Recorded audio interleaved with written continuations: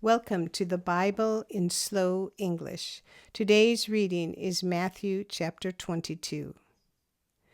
Jesus answered and spoke to them again in parables, saying, "The kingdom of heaven is like a certain king who made a wedding feast for his son and sent out his servants to call those who were invited to the wedding feast. But they would not come. Again, he sent out other servants, saying, 'Tell those who are invited, behold, I have prepared my dinner. My cattle and my fatlings are killed, and all things are ready. Come to the wedding feast.' But they made light of it and went their ways, one to his own farm, another to his merchandise. And the rest grabbed his servants, treated them shamefully, and killed them. When the king heard that, he was angry and sent his armies, destroyed those murderers, and burned their city. Then he said to his servants, 'The wedding is ready, but those who were invited weren't worthy. Go therefore to the intersections of the highways, and as many as you may find, invite to the wedding feast.' Those servants went out into the highways and gathered together as many as they found, both bad and good. The wedding was filled with guests. But when the king came in to see the guests, he saw there a man who didn't have on wedding clothing. And he said to him, 'Friend, how did you come in here not wearing wedding clothing?' He was speechless.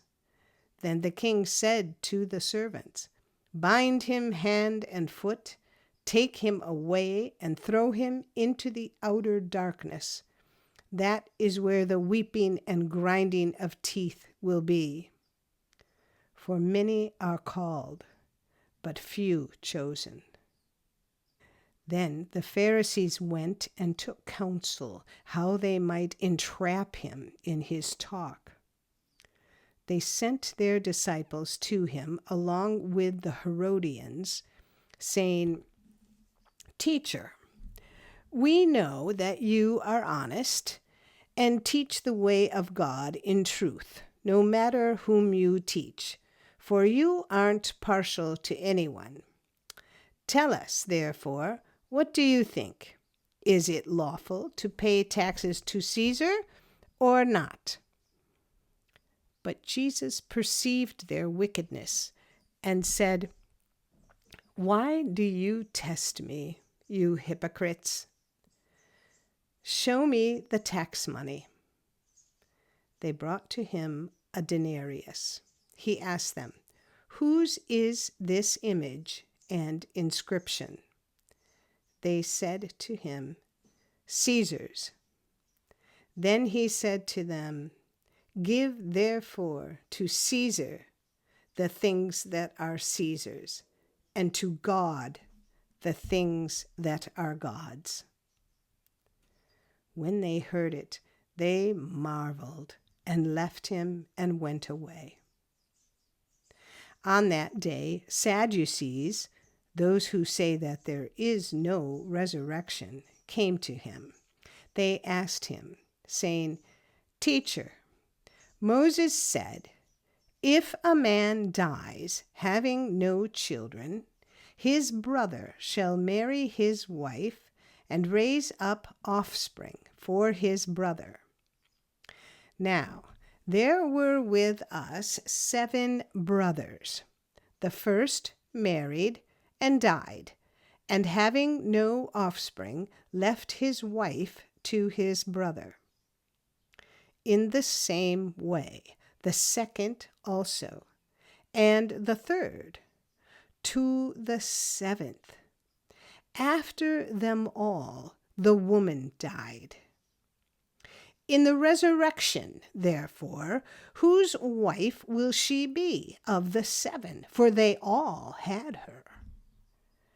But Jesus answered them, You are mistaken, not knowing the Scriptures, nor the power of God.